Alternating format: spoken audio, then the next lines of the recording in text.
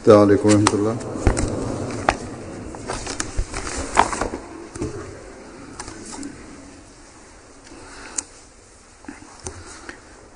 أشهد أن لا إله إلا الله وحده لا شريك له وأشهد أن محمدا عبده ورسوله أما بعد فأعوذ بالله من الشيطان الرجيم بسم الله الرحمن الرحيم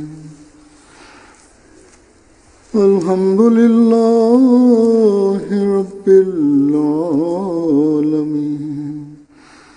الرحمن الرحيم مالك يوم الدين إياك نعبد وإياك نستعين اهدنا الصراط المستقيم صراط الذين أنعمت عليهم غير المغضوب عليهم ولا الضالين.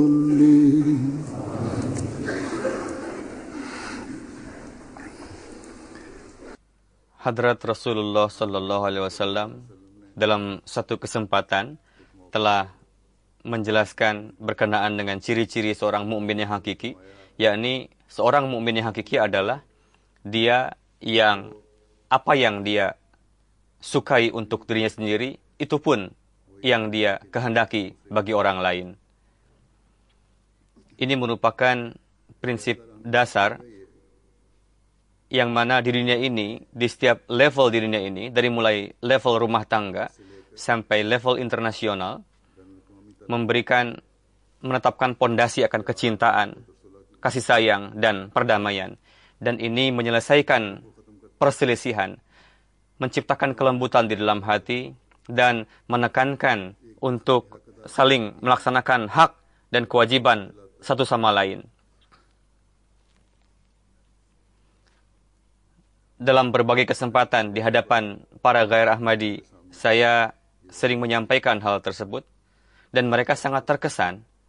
Namun, tujuan kita bukanlah hanya memberikan kesan baik kepada orang-orang dengan menyampaikan hal tersebut. Namun, dengan amalan kita sendiri, kita harus membuktikan keindahan ajaran Islam. Dan dengan amalan kita sendiri. Jika mereka bertanya, itu hal yang baik. Tapi katakan, coba Anda jelaskan berapa orang di antara kalian yang telah melaksanakan, mengamalkan hal tersebut. Tidak memperlihatkan egoisme dalam hal ini jika dihadapkan pada hal serupa. Jadi keindahan sesuatu hal akan zahir ketika orang yang mengatakan sendiri mengamalkan hal apa yang dia katakan.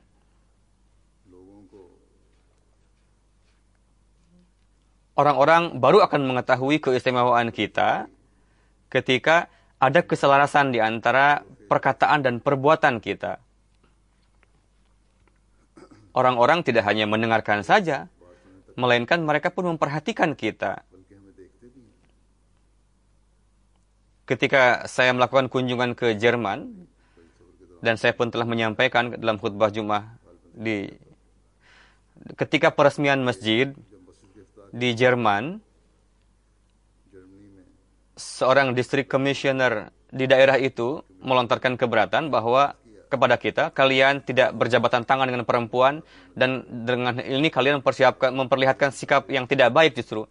Ketika saya memberikan jawaban kepada orang tersebut secara detail, sehingga orang tersebut pada akhirnya berkesan bahwa memang betul, setiap orang diberikan kebebasan.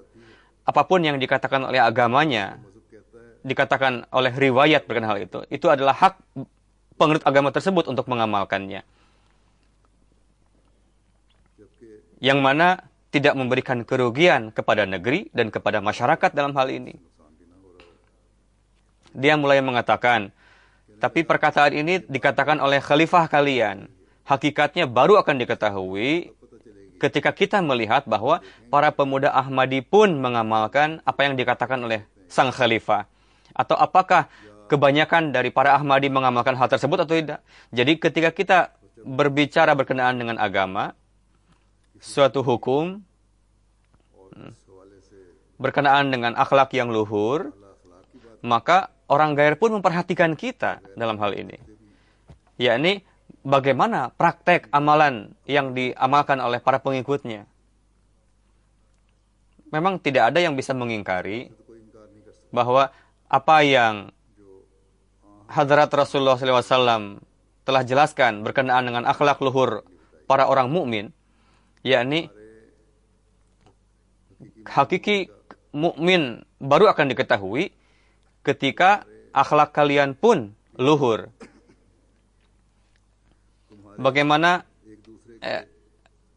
gejolak, bagaimana standar gejolak kalian pun luhur dalam hal ini. Dan apa standarnya? Jadi apa yang kalian sukai untuk diri kalian sendiri, maka itu pula lah yang harus kalian sukai bagi orang lain.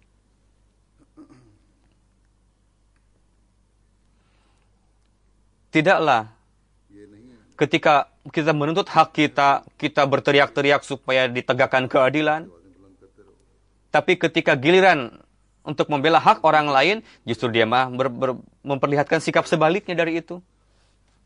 Jadi, sebagaimana kita gelisah untuk mendapatkan hak kita, begitupun untuk memberikan hak orang lain pun, kita pun harus melakukan standar yang sama. Jika kita melakukan kesalahan, kita berkeinginan supaya kesalahan kita dimaafkan, dan jangan sampai kita dihukum. Supaya kami jangan mendapatkan hukuman. Lantas, ketika ada orang lain pun yang melakukan kesalahan, pelanggaran, yang dengannya itu berdampak kepada kita, lantas kita pun, jika memang dia bukan seorang penjahat yang sudah mendarah daging, tidak berkali-kali melakukan pelanggaran, maka kita pun harus memperlihatkan sikap yang sama, seperti halnya kita menuntut hak kita. Jadi maafkan orang itu. Ya memang, jika pelanggaran seseorang itu mengakibatkan ruginya jemaat atau bangsa atau negara, maka ini bukanlah kesalahan perseorangan individual dalam hal ini, maka pelanggarannya pun menjadi level nasional. Dan yang memutuskan pelanggaran tersebut adalah sebuah lembaga atau departemen. Bagaimanapun, saya sampaikan di sini bahwa bagaimana perkara keseharian di masyarakat.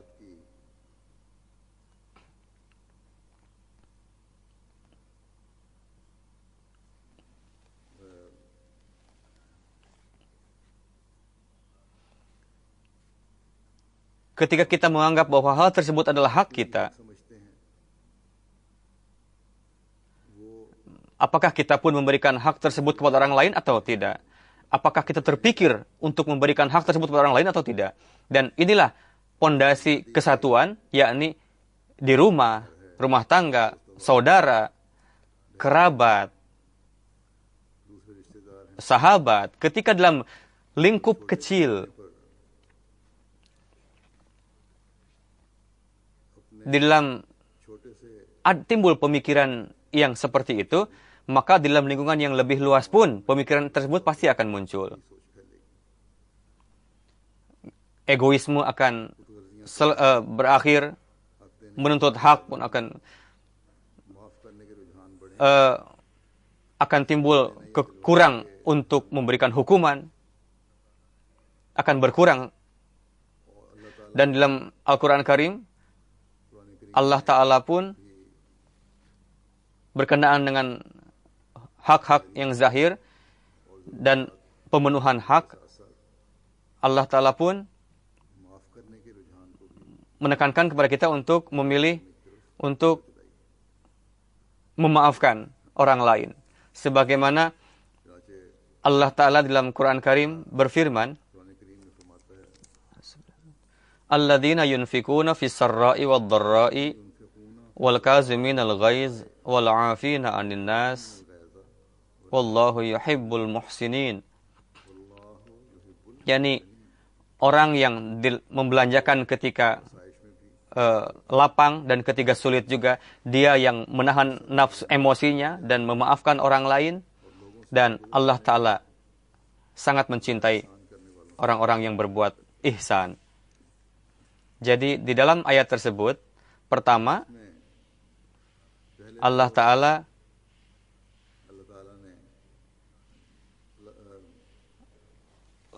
hak hamba Allah Ta'ala untuk diberikan hak, dan itu ditekankan dalam ayat tersebut,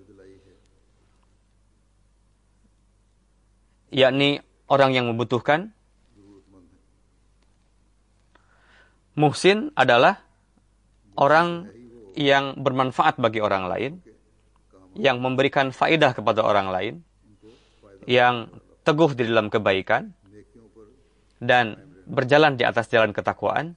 Jadi, orang yang teguh di dalam kebaikan dan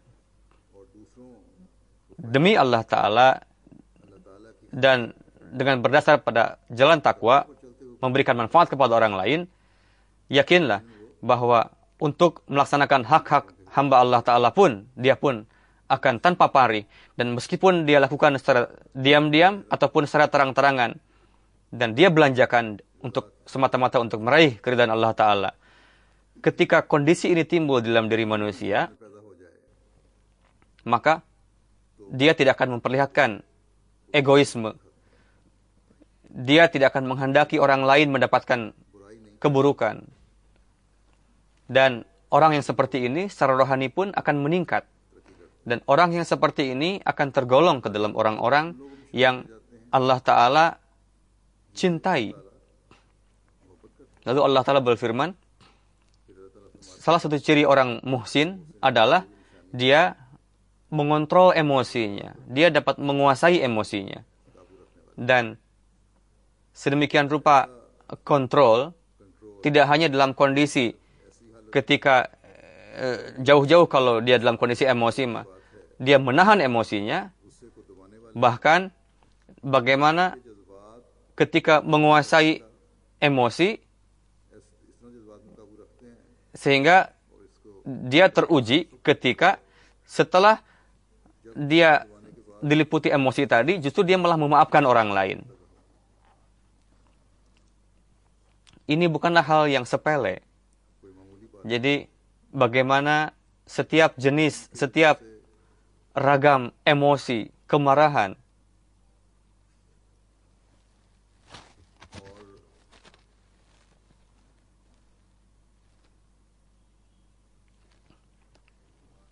jadi semangat untuk membalas dendam itu dikeluarkan dari hati. Ini suatu perkara yang besar.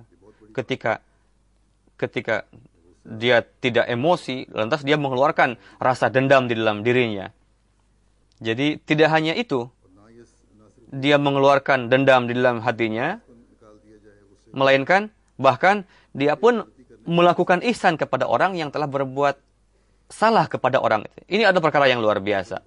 Namun Allah Ta'ala menghendaki supaya hal-hal tersebut terlahir dalam diri orang mukmin. Di dalam riwayat, ada riwayat Hadrat Hasan bahwa ada hamba sahaya beliau melakukan pelanggaran, kesalahan, sehingga Hadrat Hasan emosi dan marah, dan beliau ingin memberikan hukuman kepada hamba sahaya tersebut. Tapi hamba sahaya tadi membaca ayat tadi, wal kaziminal ghaiz, yang artinya menahan, dia orang yang menahan emosi. Lalu mendengar ayat tersebut, Hadrat Hasan yang telah mengangkat tangan untuk memberikan hukuman, beliau menurunkan tangannya, tidak jadi mukul. Lalu hamba sahaya tadi lebih berani lagi dengan mengatakan ayat yang berikutnya, wal 'afina 'anin nas, yakni artinya orang yang memberikan maaf kepada orang lain. Mendengar ayat tersebut, Hadrat Hasan sesuai dengan perintah Allah Ta'ala, beliau bersabda, kamu pergilah, aku telah memaafkan kamu, katanya kepada hamba sahabat. Lalu hamba sahaya semakin berani lagi. Dia mengatakan ayat berikutnya, Wallahu yuhibbul muhsinin. Allah Ta'ala mencintai orang-orang yang berbuat ihsan. Mendengar ayat tersebut, Hadrat Hasan bersabda, mengatakan kepada hamba sahaya, pergilah, aku telah memerdekakan kamu. Jadi kemanapun kamu ingin pergi, silahkan pergi. Jadi inilah bagaimana orang yang mengharapkan kecintaan Allah Ta'ala dan yang mengupayakan ketakwaan, begitulah sikapnya. Jadi tidak hanya memaafkan orang yang telah bersalah, dia pun bahkan melakukan ihsan kepada orang yang telah berbuat salah tadi. Hadrat Masih Maud alaihissalam berkenaan dengan ayat tersebut bersabda, ingatlah orang yang bersikap keras dan dia emosi, marah, maka dari mulutnya tidak akan mungkin keluar ma'rifat dan kalimat hikmah. Hati akan dimahrumkan dari kalimat hikmah di hadapan orang yang gampang emosi, naik pitam, dia keluar dari mulut jadi dimahrumkan dari hal-hal yang penuh hikmat. Jadi orang yang mencaci maki, melontarkan secara lancang, orang yang seperti itu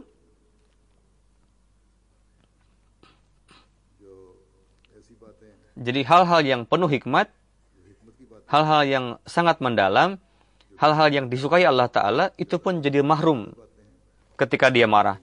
Jadi emosi dan hikmat tidak mungkin bergabung satu sama lain. Ketika dia marah, maka akalnya pun menjadi dangkal. Dia tidak akan pernah mendapatkan kemenangan di dalam medan apapun. Kemarahan adalah setengah dari gila. Ketika lebih bergejolak lagi, maka dia betul menjadi gila seutuhnya. Jadi ingatlah bahwa akal dan emosi adalah satu sama lain bermusuhan. Orang yang bijak tidak mungkin dia marah begitu saja tanpa sebab.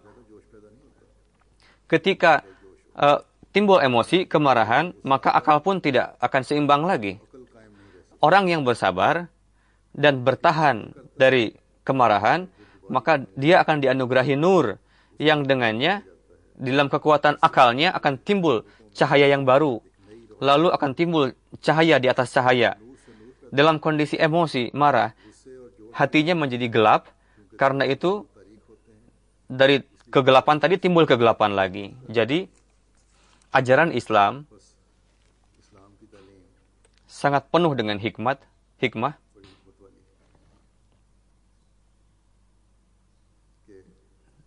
Yakni ketika memutuskan, jika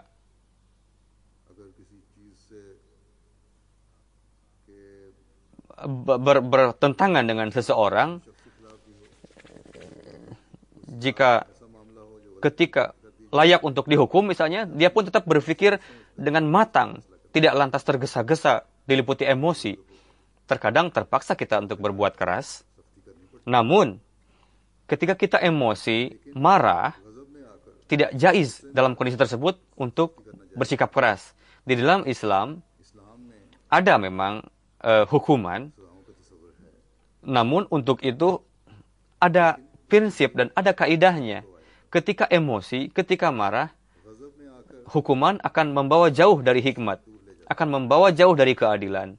Untuk itu beliau bersabda, ketika emosi, ketika marah kalian memberikan hukuman, maka ini akan menjadi kekerasan hati. Dan ketika hati menjadi keras, maka ma'rifat dan hikmat tidak akan keluar dari mulut kita. Bahkan akal pun menjadi tertutup, dangkal. Karena itu Allah Ta'ala memerintahkan untuk tahanlah emosi, dinginkanlah otak, baru putuskanlah untuk memberikan hukuman ataupun tidak. Dengan syarat, dia pun memiliki wewenang. Tidaklah setiap orang memiliki wewenang untuk memberikan hukuman. Untuk menahan emosi, harus ada sifat sabar dalam diri. Jadi, perlu untuk meningkatkan standar kesabaran dalam diri kita. Beliau bersabda, kekuatan akal pikiran orang yang sabar itu mendapatkan cahaya, sinar. Pemikirannya menjadi dewasa, karena dia mendapatkan sinar. Dia mendapatkan petunjuk dari Allah Ta'ala. Jika seorang mukmin memutuskan dengan akal, apakah itu hal yang tidak dia disukai, dalam keputusannya tidak ada ketergesa-gesaan. Bahkan dia berpikir secara matang, dengan sabar. Bahkan dia melihat sisi negatif dan positifnya, lalu masuk kepada kedetilan, baru memutuskan. Jadi jelaslah bahwa seperti yang saya katakan, tidak setiap orang memiliki wewenang untuk menghukum. Katakanlah, misalnya saya telah memikirkan dengan baik dan akal saya mengatakan supaya saya memberikan hukuman, karena itu saya berikan hukuman. Memberikan hukuman pada zaman ini adalah tugas dari bidang yang terkait. Memaafkan, memang dia bisa, tapi untuk menghukum adalah kita harus minta bantuan hukum atau bidang yang terkait. Jika kita perhatikan hal ini setiap saat, maka di antara kita hal-hal yang sepele, perselisihan di antara kita yang sepele itu tidak akan ada.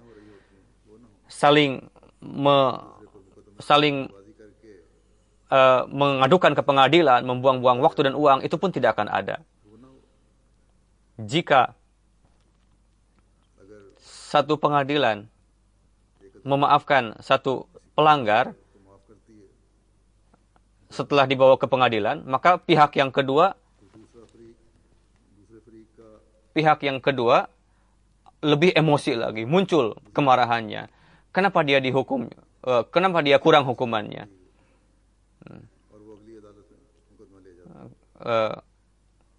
Jadi padahal masalahnya bukan hal yang berat, malah hal-hal yang sepele. Terkadang di dalam Dewan Qadha pun ada permasalahan seperti itu. Terkadang sebagian Ahmadi mengatakan bahwa kami tidak ingin meminta keputusan dari Dewan Qadha, kami ingin ke pengadilan negeri saja katanya. Padahal bukan masalah yang besar.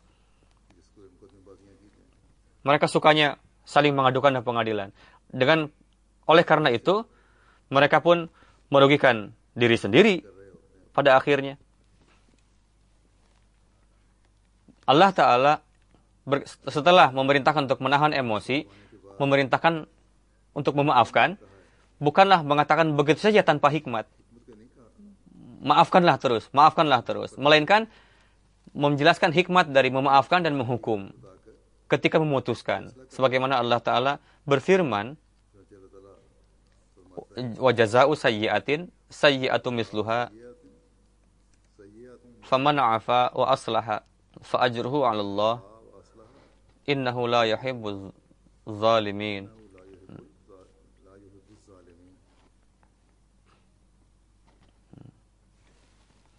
وَجَزَاءُ سَيِّئَةٍ سَيِّئَةٌ مِثْلُهَا. Balasan bagi keburukan adalah setimpal dengan keburukan yang telah dia lakukan. Jadi orang yang memaafkan dengan syarat dia akan mendapatkan islah, maka ganjarannya ada pada sisi Allah Ta'ala. Yakinlah bahwa Allah Ta'ala tidak mencintai orang yang zalim.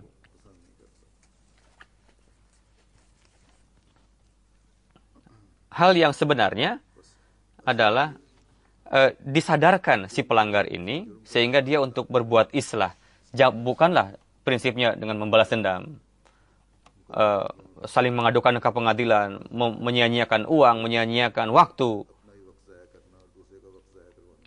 Jika permasalahannya di dalam lembaga jemaat kadang berburuk sangka, jika dengan dimaafkan akan timbul islah, maka lebih baik memaafkan.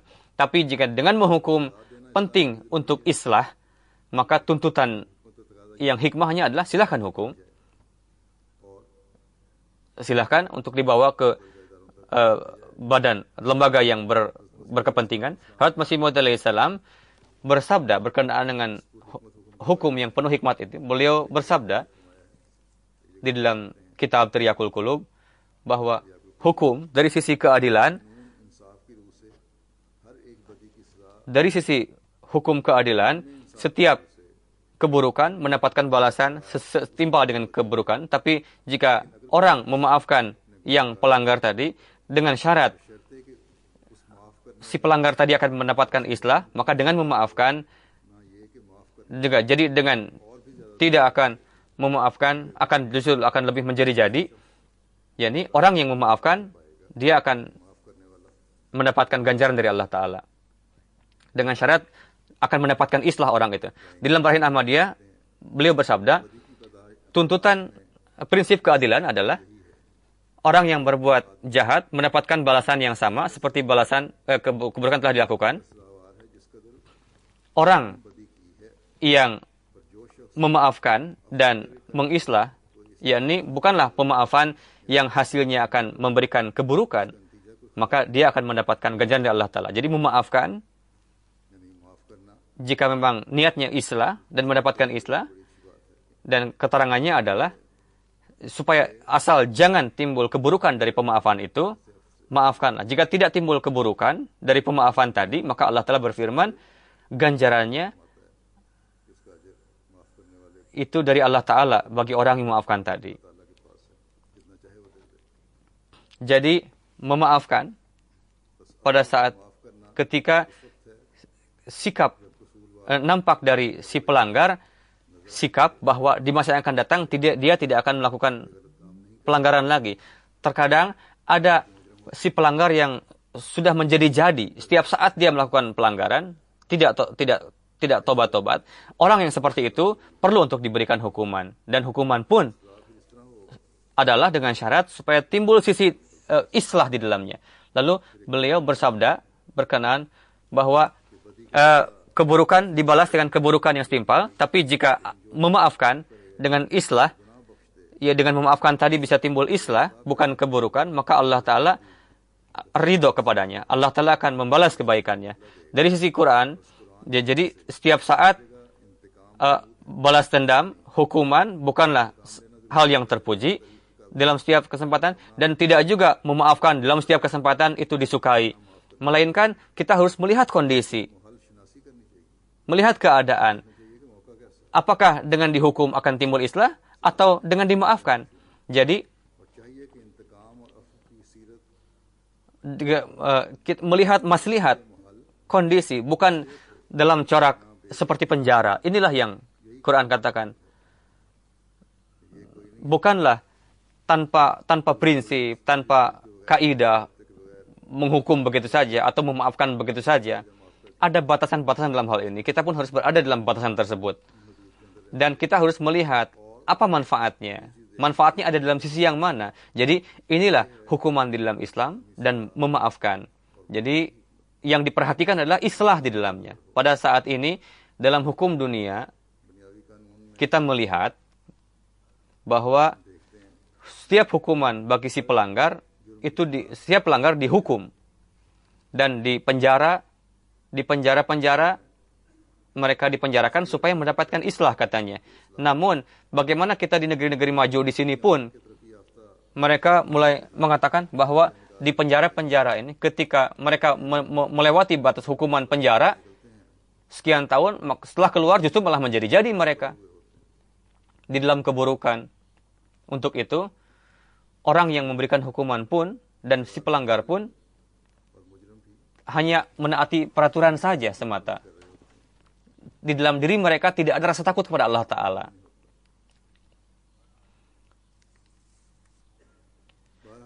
Orang-orang mukmin, hidayah, petunjuk yang umum bagi orang mukmin. Jadi hendaknya kita memiliki kebiasaan untuk memaafkan orang si pelanggar. Dan bagaimana kondisi jenis dari pelanggaran dan bagaimana kita harus memutuskan sesuai dengan jenis dari pelanggarannya. Bukanlah kita memaafkan setiap orang secara membabi buta. Bukan juga kita pun menghukum diliputi emosi secara membabi buta tanpa melihat kondisi. Dengan memaafkan terus pun akan timbul keburukan di dalam masyarakat, dan dengan menghukum terus pun akan timbul kedengkian, kebencian di dalam diri orang-orang. Dan di dalam lingkungan masyarakat akan timbul dinding kebencian dan akan terlahir kericuhan. Jika kita perhatikan lingkungan masyarakat kita perhatikan, akan nampak kepada kita bahwa orang yang telah berbuat langgar kepada dia yang telah dizalimi, maka dia menuntut supaya orang yang zalim itu diadili katanya. Karena katanya bisa menyebabkan pelajaran bagi orang lain, supaya orang lain tidak berani melakukan pelanggaran yang serupa katanya, seperti itu. Tapi si pelanggar mengatakan, di sisi lain, orang yang telah melakukan kesalahan mengatakan harus dimaafkan katanya. Pada masa ini banyak sekali untuk hak-hak asasi manusia. Jadi ada sebagian yang melakukan pekerjaan baik. Bagaimana mereka di dalam memaafkan sudah sangat berlebihan dan ekstrim dalam memaafkan, sehingga setiap si pelanggar katanya harus dimaafkan. Begitu juga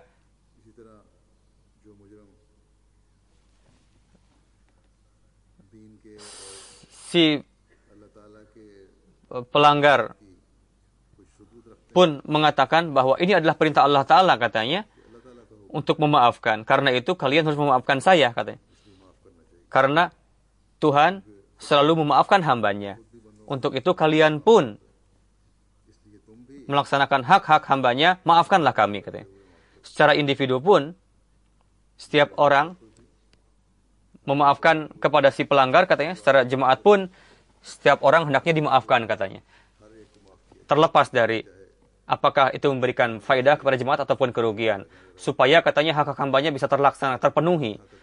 Orang yang mengatakan seperti itu, yang berbicara seperti itu, dari dua sisi, di sini, kalau tidak dia seorang pelanggar yang sudah menjadi-jadi, atau dia yang ingin memutuskan untuk berpihak kepada dirinya sendiri supaya diadilan. Ada yang pelanggar, jadi untuk terhindar dari hukuman, maka dia memberikan referensi yang tidak jais dari Allah Ta'ala katanya. Itu adalah sifat egoisme justru. Jika orang-orang seperti ini melakukan pelanggaran, jika ada yang melakukan pelanggaran kepada orang tersebut, dia justru orang seperti ini tidak memaafkan orang yang telah berbuat salah kepadanya. Dia berusaha untuk memberikan hukuman seberat-beratnya kepada orang yang telah berbuat salah kepadanya. Pada saat itu, dia melupakan hukum perintah bahwa hendaknya kalian sukailah bagi diri sendiri seperti kalian menyukai kepada orang lain. Begitu juga orang yang tidak ingin memaafkan,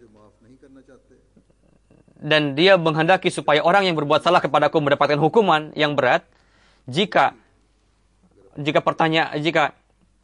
dia melakukan pelanggaran, katanya dia mengatakan maafkanlah kami.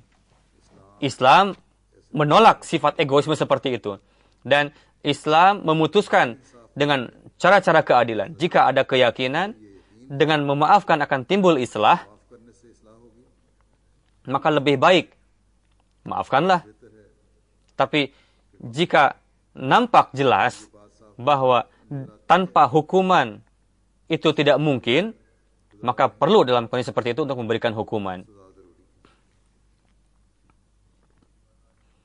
Jadi, ini merupakan ajaran prinsip Islam. Kita saksikan bahwa bagaimana Hadrat Rasulullah SAW sampai batas mana beliau memaafkan orang lain, dan bagaimana beliau menasihatkan kepada para sahabat beliau berkenaan dengan memaafkan.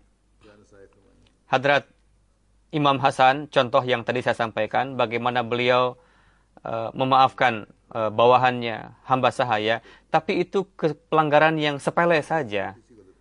Standar mi'raj dari pelanggaran, dari memaafkan, kita lihat di dalam diri Hadrat Rasulullah SAW. Orang yang telah diputuskan bersalah dan mendapatkan hukuman, bagaimana Rasulullah SAW memaafkan orang yang seperti itu. Beliau tidak memaafkan orang yang berbuat pelanggaran kepada orang lain, melainkan orang yang berbuat salah kepada dirinya sendiri, diri Rasulullah sendiri pun beliau memaafkan. Orang yang telah membunuh putri beliau sendiri pun beliau maafkan. Karena timbul islah di dalamnya. Di dalam riwayat dikatakan, ada seorang yang bernama Abar bin Asrab. Dia telah menusukkan tombak ke Hadrat Zainab, putri Rasulullah SAW, ketika hijrah dari Mekah ke Madinah.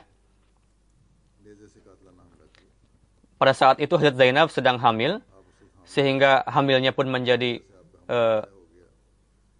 rusak. Karena itu beliau wafat pada saat itu. Disebabkan karena pelanggaran tersebut, Abar diputuskan untuk dihukum mati.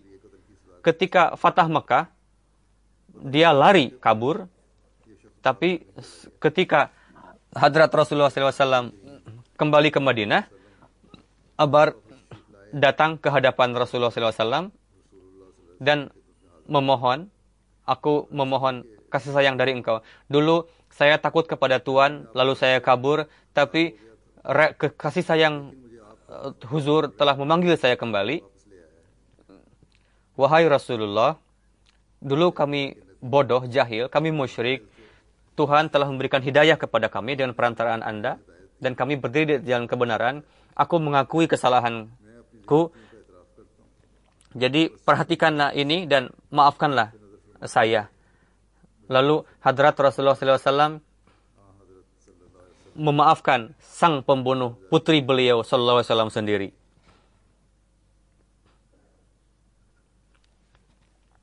Beliau bersabda, pergilah Abar, aku memaafkan engkau.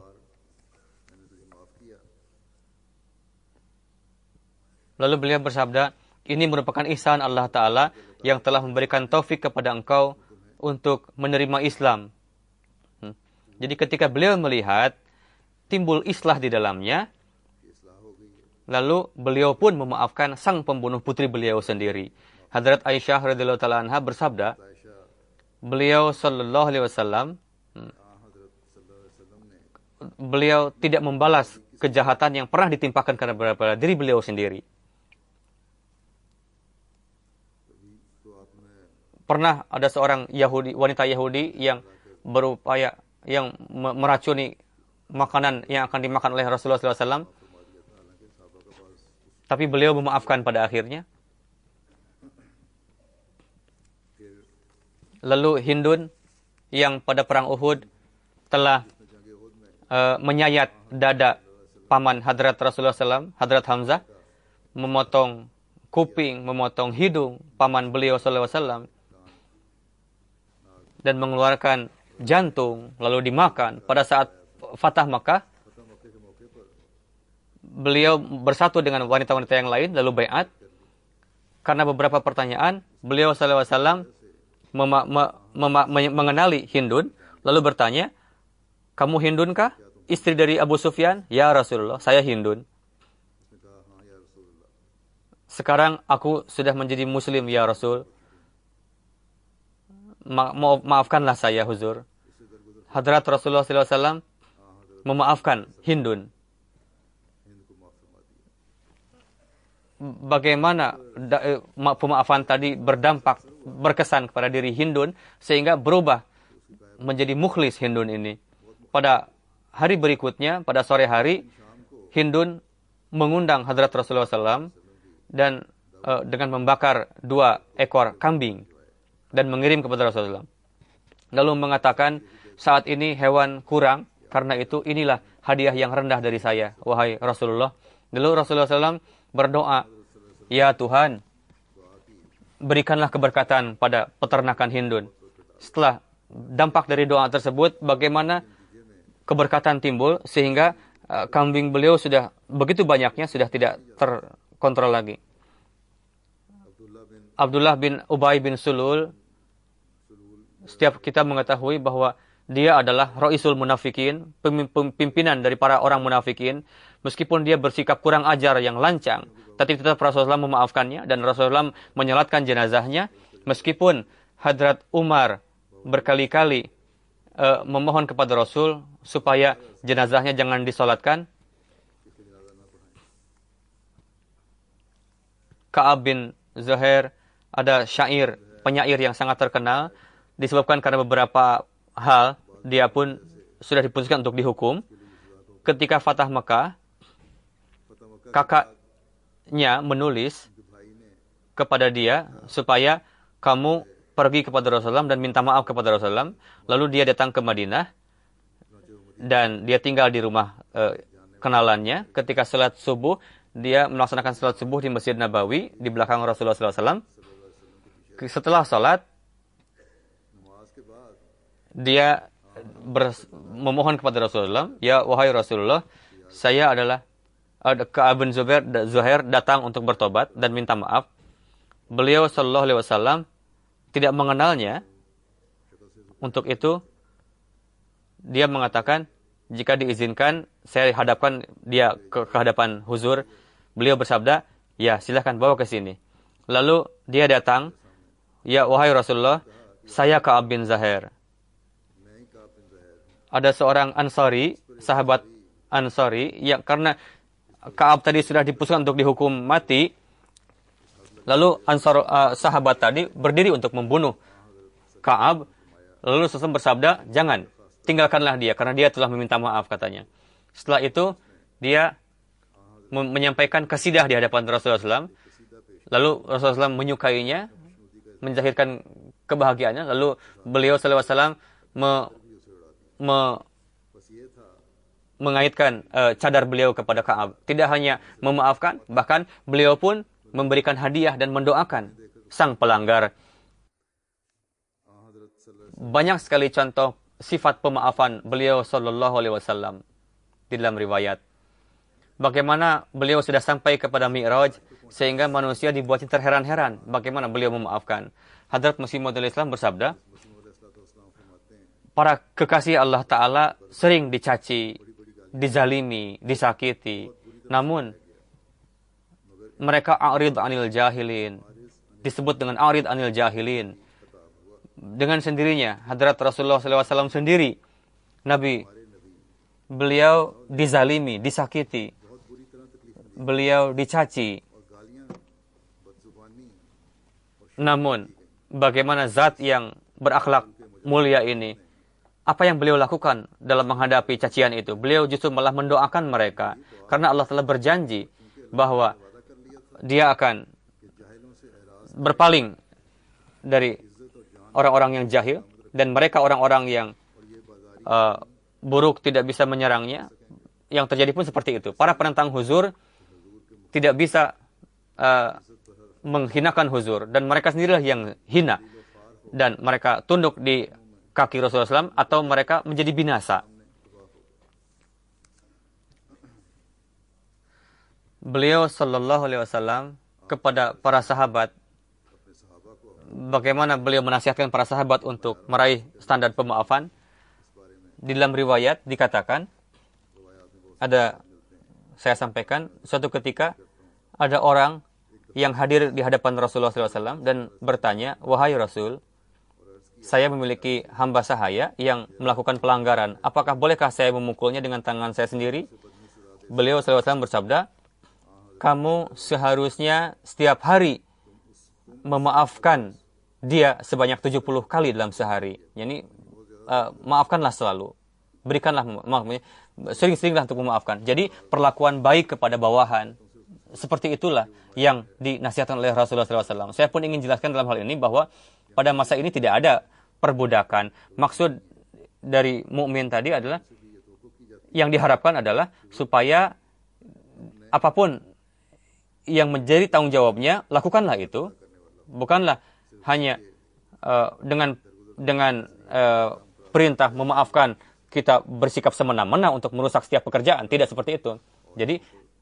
Jadi apapun yang dibebankan tugas kepada dirinya, maka lakukanlah tugas-tugas itu, laksanakanlah tugas-tugas itu. Jadi dari dua sisi perintah ini, di mana si pemilik atau si atasan pun janganlah cepat emosi, maafkanlah si bawahan. Bagi bawahan pun ada perintah supaya bagi apapun tanggung jawab yang diberikan kepadanya, lakukanlah itu, penuhilah itu. Memaafkan, berkenaan dengan memaafkan, Hazrat Masih Maud alaihissalam menasihatkan kepada kita dengan mempersiapkan jemaat. Maksudnya adalah supaya lidah, mulut, telinga, hidung, supaya semuanya diliputi oleh ketakwaan. Nur takwa ada di dalamnya, dan harus ada contoh suri tauladan akhlak hasanah, dan janganlah diliputi oleh rasa marah tanpa sebab. Beliau bersabda, saya menyaksikan sendiri bahwa sebagian banyak jemaat ini masih ada kelemahan, gampang emosi. Hal-hal yang sepele pun timbul kedengkian, kemarahan, kebencian, lalu berselisih satu sama lain. Jadi orang yang seperti ini sebetulnya tidak ada bagiannya dalam jemaat. Saya beranggapan, apalah susahnya untuk jika ada yang mencaci kita, maka yang kedua, diamlah. Tidak perlu dibalas. Setiap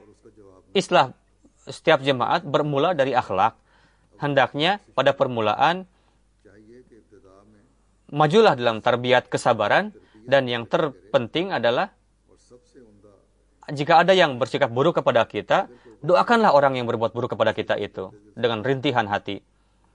Jadi dengan kesabaran, tarbiyatilah diri sendiri dan tarbiyatilah juga orang lain. Untuk itu, sarananya adalah doakanlah supaya Allah Ta'ala mengislah orang tersebut, dan di dalam hati janganlah tingkatkan rasa dengki, kemarahan. Beliau bersabda, Allah Ta'ala sama sekali tidak menyukai orang yang menggantikan kelembutan, kesabaran, pemaafan diganti dengan kebuasan. Jika kalian ingin maju di dalam sifat-sifat baik ini, maka kalian akan cepat menghadap Allah Ta'ala. Adalah benar bahwa semua manusia tidak memiliki tabiat yang sama. Jadi setiap tabiat manusia berbeda-beda, beragam. Untuk itu dalam Quran Syarif dikatakan, kullu ya'malu ala syakilati. Yakni sesuai dengan tabiat masing-masing, amalkanlah sesuai dengan tabiat masing-masing. Sebagian orang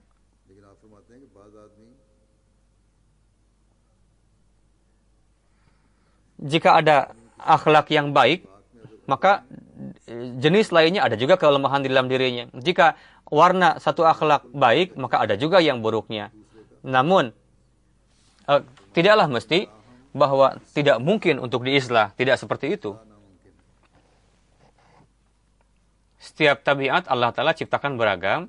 Terkadang sebagian orang memiliki akhlak yang baik, namun ada orang lain yang berakhlak buruk juga. Namun, bukanlah artinya bahwa mustahil untuk diislah. Tidak. Jadi, memang tabiat insan beragam.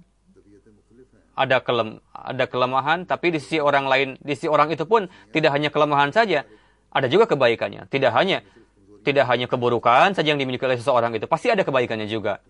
Namun Hadrat Masih Maud alaihi salam kehendaki dari kita supaya kita melangkah di atas jalan Allah Ta'ala dan berupayalah untuk mengislah diri kita sendiri, dan milikilah akhlak yang luhur yang merupakan standar dari mukmin yang hakiki. Berupayalah untuk menjauhkan kelemahan dalam diri kita. Dan harus senantiasa berupaya supaya kita berupaya untuk menciptakan lingkungan kita damai. Dan untuk itu, prinsip yang telah disabdakan oleh Rasulullah SAW, yakni apa yang kalian sukai untuk diri kalian, maka sukailah itu juga untuk orang lain. Semoga Allah Ta'ala memberikan taufik kepada kita untuk kita bisa meraih standar yang diharapkan tersebut. Amin.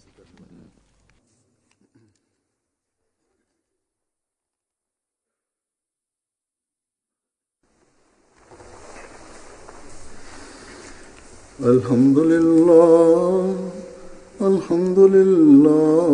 nahmaduhu wa nasta'inuhu wa nastaghfiruhu wa nu'minu bihi wa natawakkalu alayhi wa na'udzu billahi min shururi anfusina wa min sayyiati a'malina. من يهده الله فلا مضل له ومن يضلل فلا هادي له ونشهد أن لا إله إلا الله ونشهد أن محمدا عبده ورسوله.